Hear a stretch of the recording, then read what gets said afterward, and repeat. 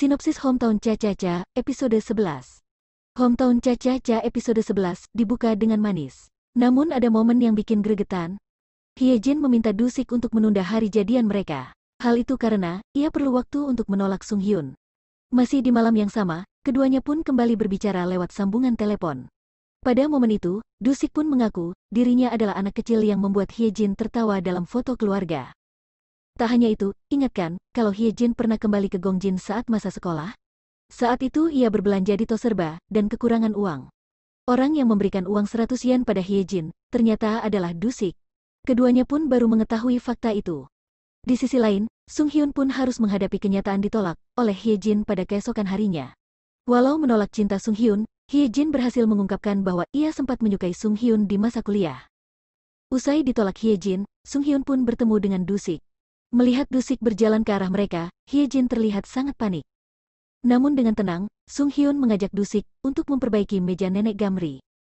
Ketika bekerja sama memperbaiki meja itu, Sung Hyun mengatakan, ia tahu Hyejin sudah menyukai Dusik.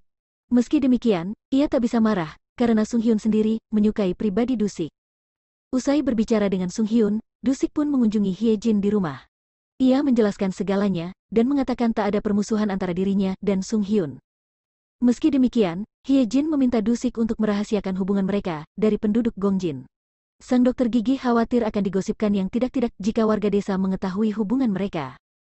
Meski awalnya sempat menolak, namun Dusik pun akhirnya setuju untuk memenuhi keinginan Hyejin. Ketika Hyejin dan Dusik sedang di mabuk asmara, Sung Hyun pun patah hati. Ia menghabiskan malam dengan mabuk bersama dengan kepala desa, Pak Chang. Di Hometown Cha-Cha-Cha episode 11, Hyejin sendiri berubah menjadi orang yang sangat manja dan menggemaskan. Tak hanya itu, Dusik pun dibuat bucin, budak cinta, bukan kepalang.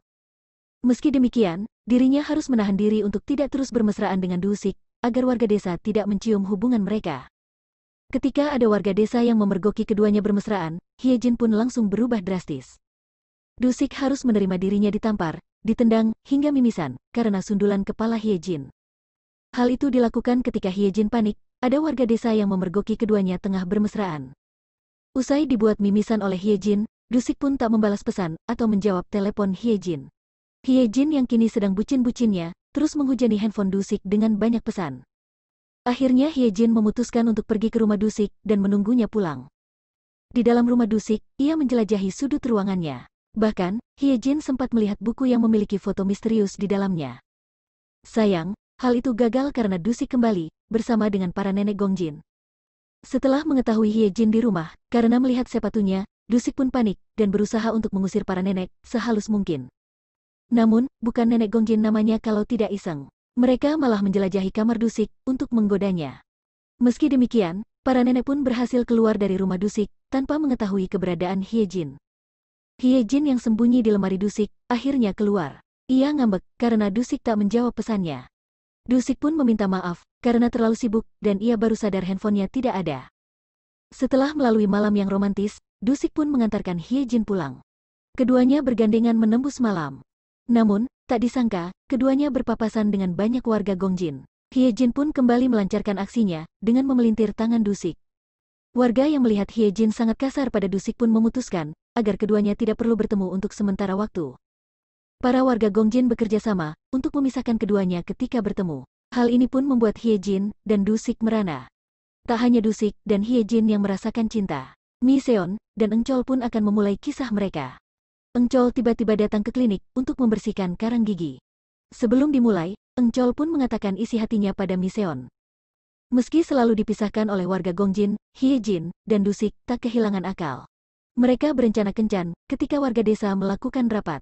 Keduanya pun berpelukan dengan bahagia melepas rindu, karena selalu dipisahkan. Namun ketika berpelukan, warga Gongjin pun memergoki mereka.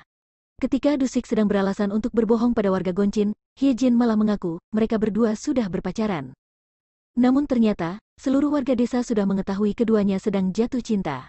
Mereka sengaja pura-pura tidak tahu, dan memisahkan keduanya, agar Hyejin dan Dusik saling rindu, untuk kemudian mengakui hubungan mereka. Gyeomchol sendiri pun mengembalikan handphone Dusik. Ternyata, handphone tersebut tertinggal di toko serba.